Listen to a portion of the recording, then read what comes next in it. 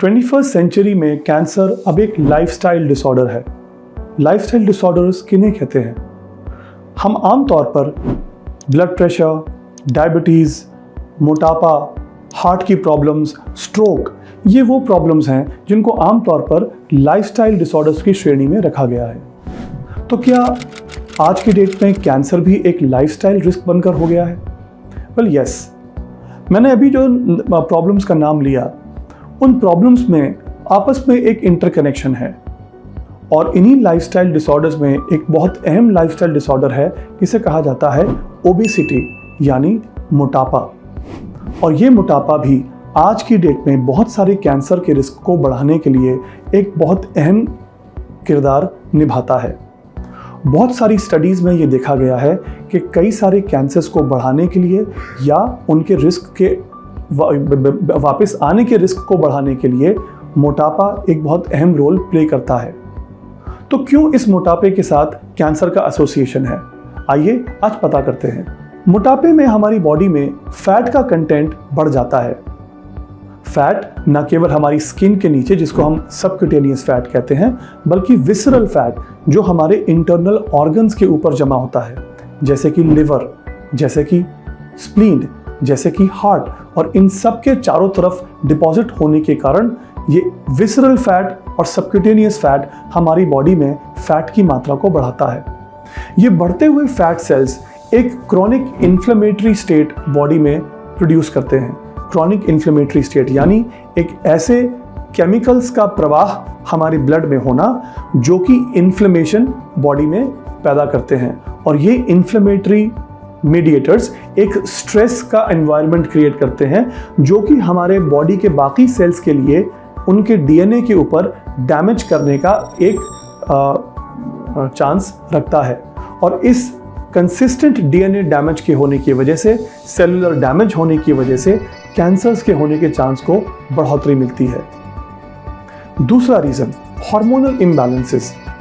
बहुत सारे पेशेंट्स में जिनको मोटापे की प्रॉब्लम है, उनके हार्मोन्स की बॉडी के लेवल्स के अंदर काफ़ी असंतुलन देखा गया है।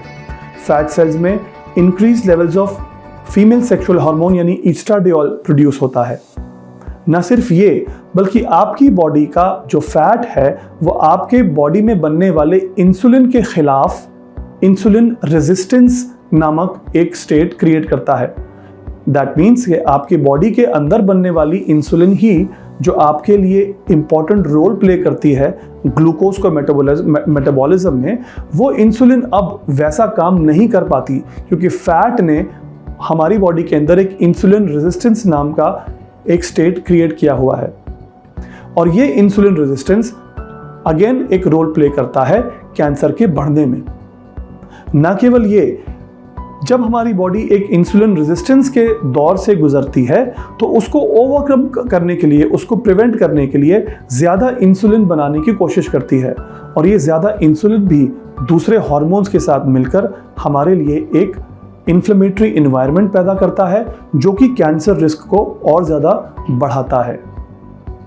इस मोटापे के साथ साथ दूसरी प्रॉब्लम्स भी एसोसिएटेड हैं, जैसे कि डायबिटीज़, जैसे कि ब्लड प्रेशर। ये अपने आप में ये तिगड़ी एक बड़ी खतरनाक तिगड़ी है।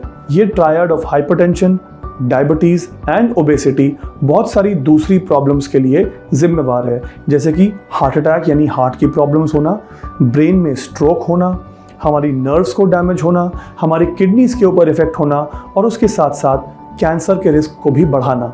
कुछ प्रमुख कैंसर जो ओबेसिटी यानी मोटापे के साथ डायरेक्टली कनेक्टेड हैं और बहुत सारी स्टडीज़ में उसके कनेक्टेड होने का प्रमाण पाया गया है, वो है breast cancer, colon and rectum यानी बड़ी आंत का कैंसर, लार्ज इंटेस्टाइन का कैंसर, एंडोमेट्रियम का कैंसर यानी यूट्रस का कैंसर, ईसोफेगस यानी फूड पाइप का कैंसर एंड स्टमक कैंसर।